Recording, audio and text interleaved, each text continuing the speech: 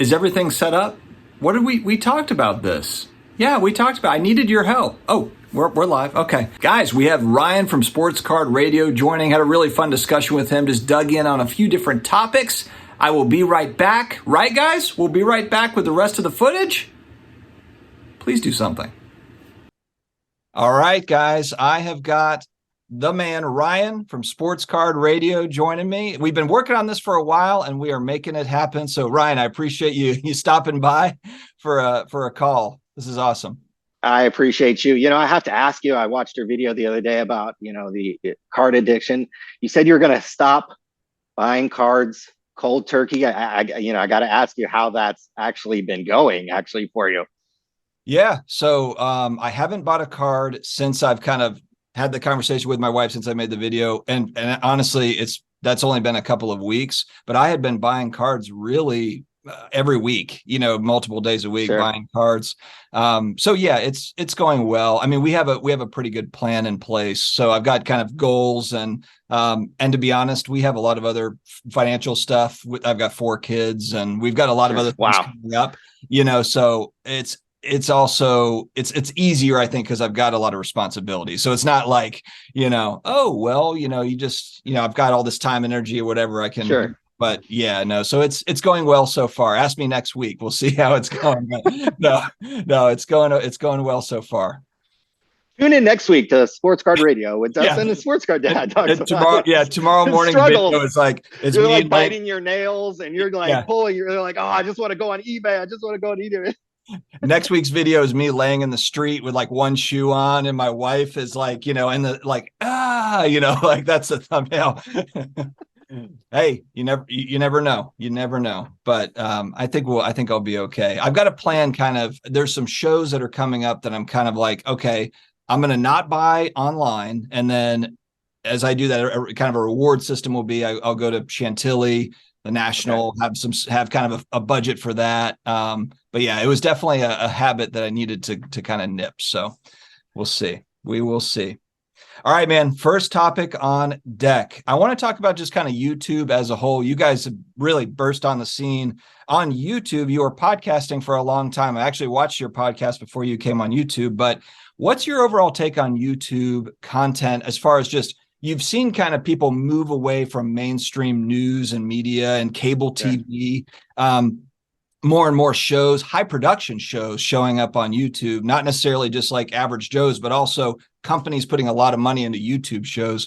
Do you think YouTube is going to kind of be the place where people get all their info or I guess, do you think the Twitters and the IGs, the Facebooks of the world are going to try to kind of compete for that? Because it doesn't seem like they've seriously tried to compete up until maybe recently.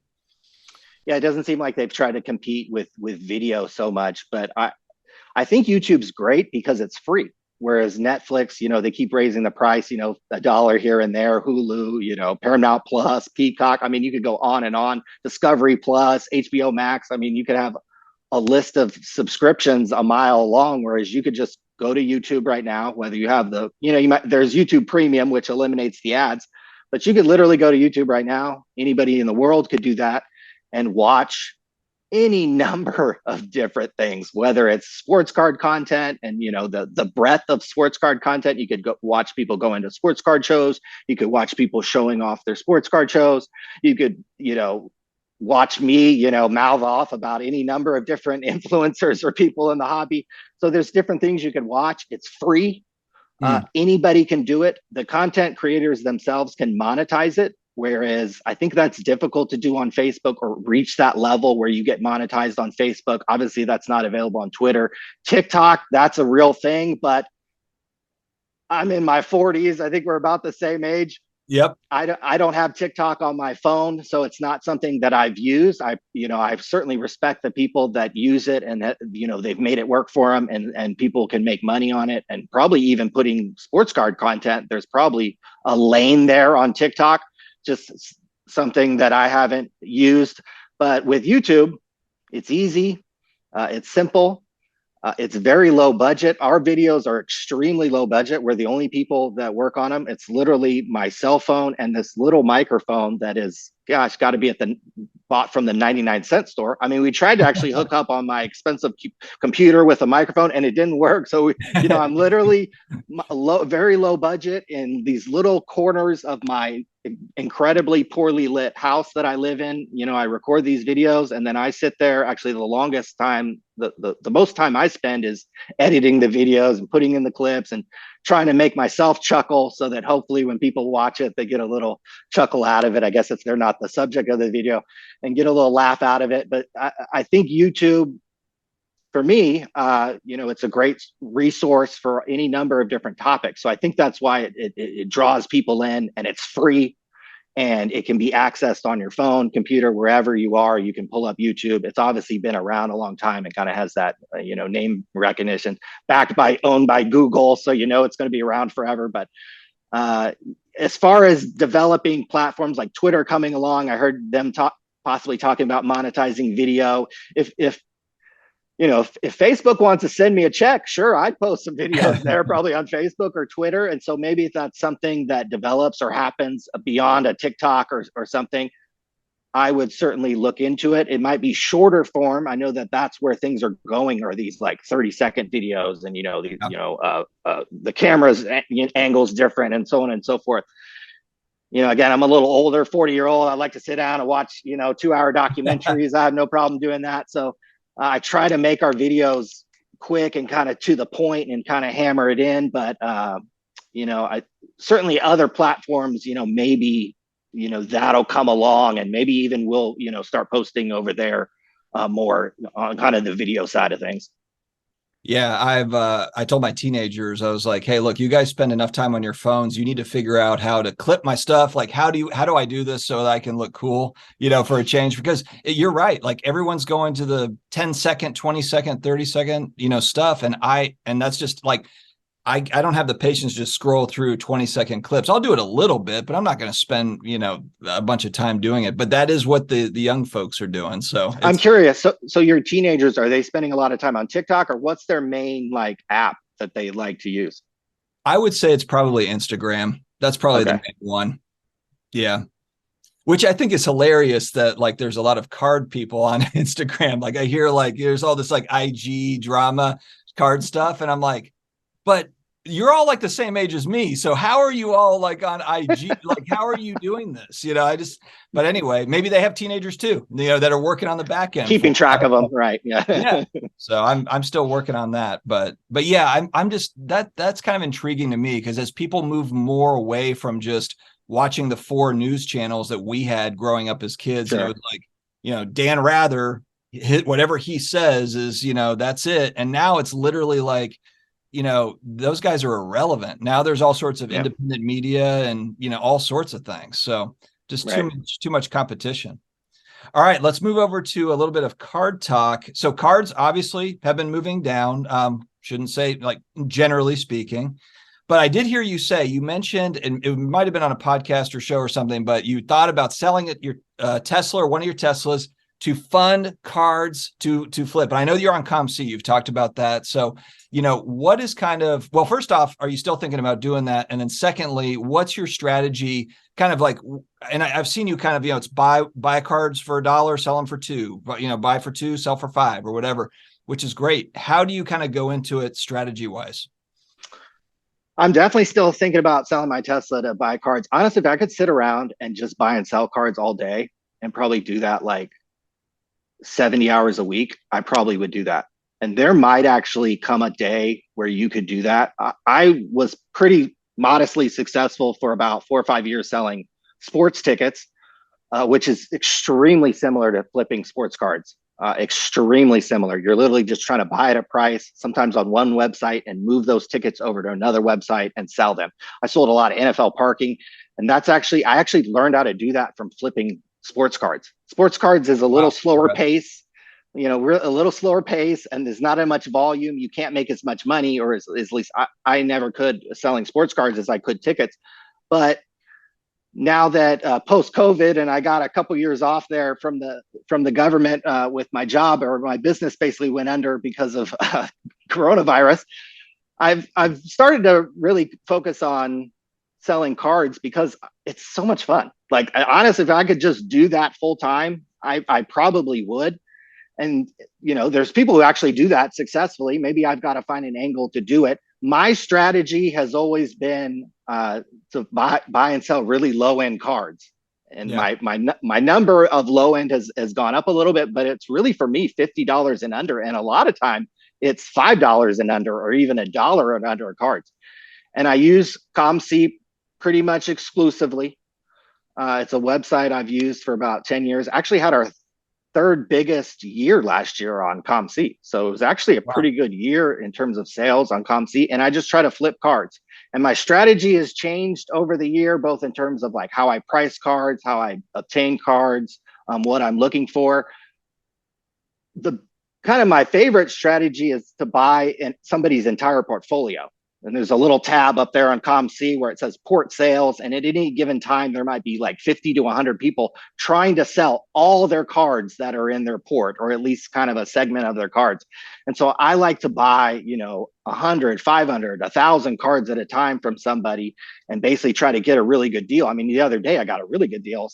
It wasn't very much money. I think it was only $150, but it was autographs for like 27 cents, and it was some very inexpensive cards, a lot of them that I've already turned over and flipped. And I also try to turn things over very quickly. That Yeah. is my strategy. I'm not an investor. I'm not a buy and holder. I'm not oh my God, look at that 19-year-old prospect. Let me go buy his cards and wait 6 years. I'm not somebody who likes to sell at the top. Okay. I come from buying and selling sports tickets. If you're selling thousands of sports tickets, you're not going to sell them all at the very top. There's Yeah. going to be all these ranges where you're going to be selling both, if the game's on Sunday, you're going to be selling tickets on Thursday for a certain price, Friday for a certain price, Saturday for a certain price, Sunday morning before the game. Who knows? That might be the peak of the market, but you can't have a whole bunch of tickets left or you're going to actually lose money. So for me with cards, I look at it the same way. I try to obtain a bunch of cards and I just try to unload them very quickly and play like kind of this volume game. I haven't thrown enough money at it like I did tickets to make any kind of money or think about it from a career level. There are people who obviously do it and do it very well and who I kind of see and observe and like, oh yeah, that's a real thing.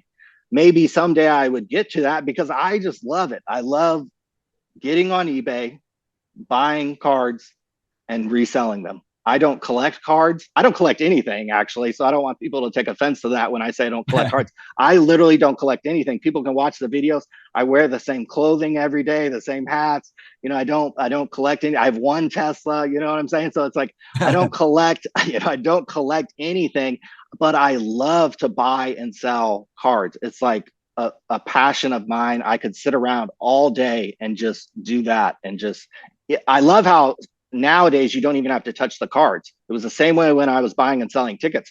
I never touched the tickets. It was bought it on StubHub, sell it on Ticketmaster, all virtual, right? And so now I can buy somebody's entire port on check out my cards, all 500 cards, and just reprice them. And then boom, I'm never physically touching the cards, but I'm buying and selling these cards and making it happen quickly. So I I love, people probably be shocked to hear this. I love buying and selling cards. It's like one of my favorite things to do. And it's exciting that cards have become more popular in the last couple of years because it might be viable for somebody like me who's a little lazy. I'm not going to be able to open a store and sit around. I'm not going to travel the card show circuit because I'm lazy, right? I don't want to sit here and sit at a card show and grind and make all these deals and make all these personal connections. I want to sit at home on my computer, click buttons, and make a bunch of money.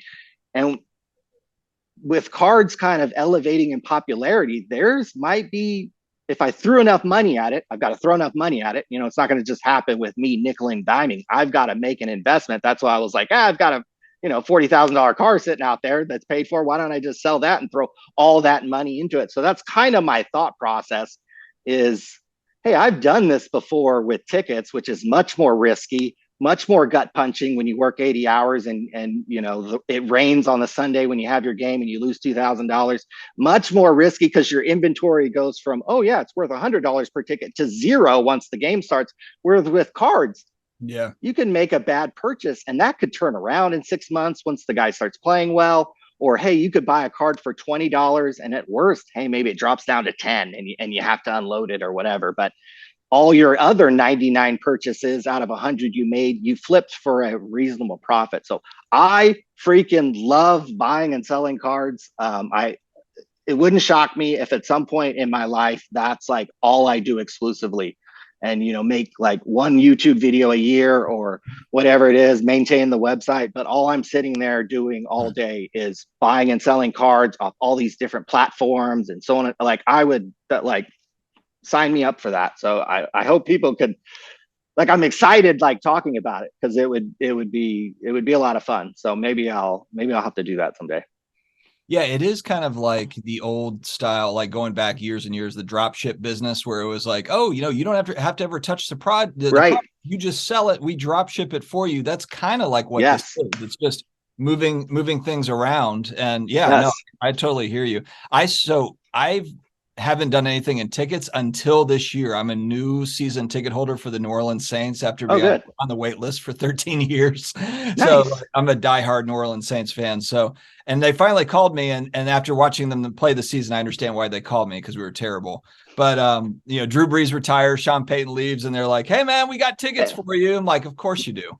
But that happened to me on the last game. I set the tickets, and I'm thinking like it's a pro game. I set them for $19 each, and I'm not like Sure. it's not like 50-yard line lower level. It's like 40-yard line on the top. But I'm like, they're not bad seats. They're good seats, but they didn't Nice. sell for $19. They didn't sell Yeah. all week. Yeah. Like I Yeah. kept them there all week. Right. And I'm like, okay, well, I guess I'll have to rethink that next The time. ticket market is crazy. That's what I did for about 4 or 5 years. And I mean, I literally learned it from flipping sports cards. I mean, the selling tickets is like cards on steroids because you can make a lot of money. And I mean, unbelievable amounts of money on NFL preseason games, on parking, on stuff that would blow people's minds. Be like, wait, you sold 500 tickets to this, and you'd be like, wait, what? You made $10,000 on a preseason NFL game? Like, what? It would blow people's minds. But the gut punches on the losses are crazy, and the kind of and if you really got to be in tune to the market. Actually, if anybody ever wants to like sell tickets, if you're younger, I'm like, it's a lot of stress, and I don't want to do it anymore. And obviously, I had a couple years off, kind of via the government. But if anybody actually does want to sell tickets, like and kind of as a side hustle or a gig, you could always reach out to me.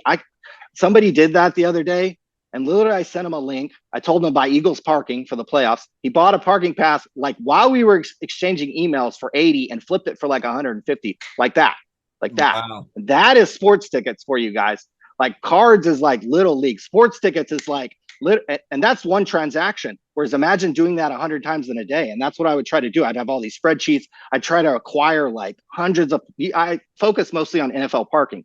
So I would like just That's like really dive interesting. in. I mean, it's crazy. I could do videos on it and just like everything. So Like you could make you take some losses, but you just make a lot of gains because you're just working on you're working the volume, but absolutely you'll miss on right. some of it, but you'll gain Sure. on a lot of it. Yeah. Yeah, it's all about volume. It's all about volume. And yeah, toward the end, you're looking at your spreadsheet and you're like, oh, I made all this money and I've got 15 tickets left. And at that point, you're like, I want to go. I want to go have lunch. It is a lot of work. If you want to make a lot of money, I mean, I was literally like 40 pounds heavier. I probably took those 5 years selling tickets, probably took 20 years off my life. There was one time where I was selling tickets and I was going to lose money, and my employee was there helping me.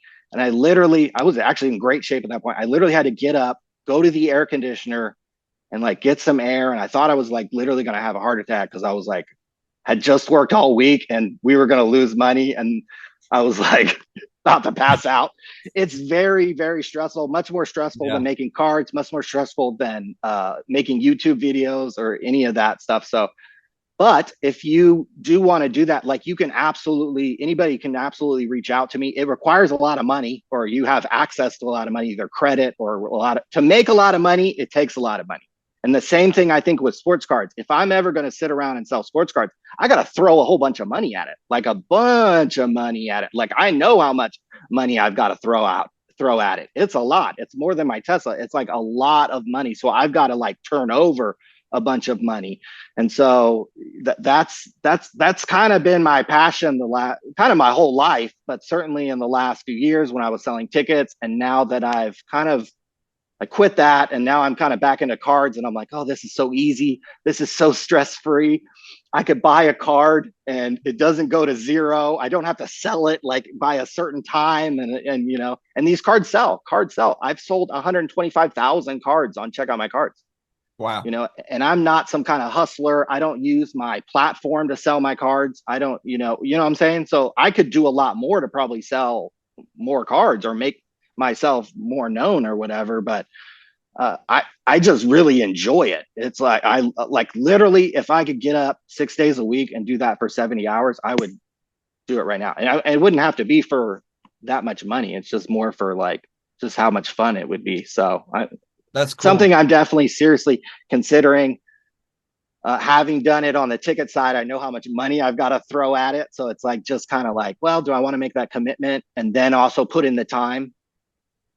You know, I probably will at some point because it does get me excited. So That's cool. So now, do you and Colin collect the Rolexes or the watches, or is that more Colin? that is my brother. My brother Okay. more has the watches, and I think his wife actually has the nicest watch. But I don't. It's funny. I don't actually collect anything. My friends make fun of But me. You but know, for I don't. him, does he flip those, or is it just like a hold thing? Like he just buys them to hold on to them? I I think he likes them, and I think it's more if he like if he ever needed the money, if his kid when it he's a Right. really young children, like maybe if his kid needs to go to college or to buy a car, he can then flip his watch or sell his watch or whatever. I think what he has done maybe once or twice is he's taken a watch and then upgraded. It went up in value, and then he actually bought a nice, traded it in and bought a nicer watch or whatever. So I think, and he really is passionate about it. He loves the watches. I think, like I said, he should show his wife's watch because I think she has the nicest one. I think out of the family, but yeah, I'm not into the watches. I don't like anything on my wrist. I could I'm the see same. I could see the market for it. I could see flipping them. I know there's a whole community on YouTube of watch flippers, and it's kind of like Yeah. the card thing. They go to all these little watch shows, or they meet this guy for a deal and pay 6,000 for this one and flip it for 8. So there's this whole thing that I could certainly get into, but I'd probably have to flip them. Whereas, yeah, I don't like anything on my wrist. I don't buy expensive stuff almost period. I don't buy expensive clothes. I don't buy anything. If my brother gave me a Rolex, then now we're getting in Now business. you're So into it. Yeah. Now you're hopefully he's watching this. I'm really hoping he's watching this. all right. Let's shift over to Fanatics. There's a couple of different parts of Fanatics I wanted to ask you about. So the first part is, and we talked a little bit about it off camera, but this is the first time, at least that I'm aware of, where a company this size that's coming in that has the resources to be able to actually market cards. And I remember like Flair Ultra commercials going back to the 90s and stuff. I mean, it's not like they've never marketed the product before. They have, but there's kind of this this assumption or this expectation that given that Fanatics is like a $60 billion company, that they're going to come in and shake everything up.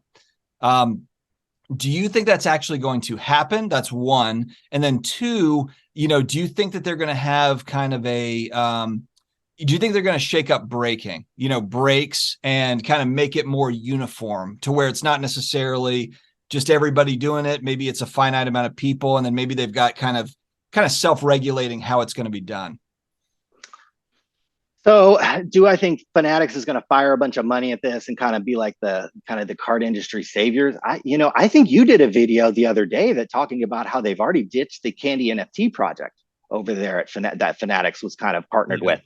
These Yep. big businesses where it's not their main thing, and Micah Rubin's business as well, and kind of I think you've even talked about he's trying to get into gambling, and obviously he runs this big Fanatics conglomerate, which is kind of the main kind of business. And I imagine once the market turns around, that company will probably try to go public, and he'll have his kind of big cash out.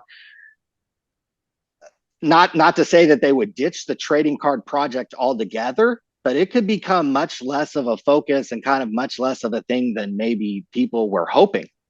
So I certainly wouldn't hope that. I hope they put their whole effort into it, and money and financing, and really make that effort there.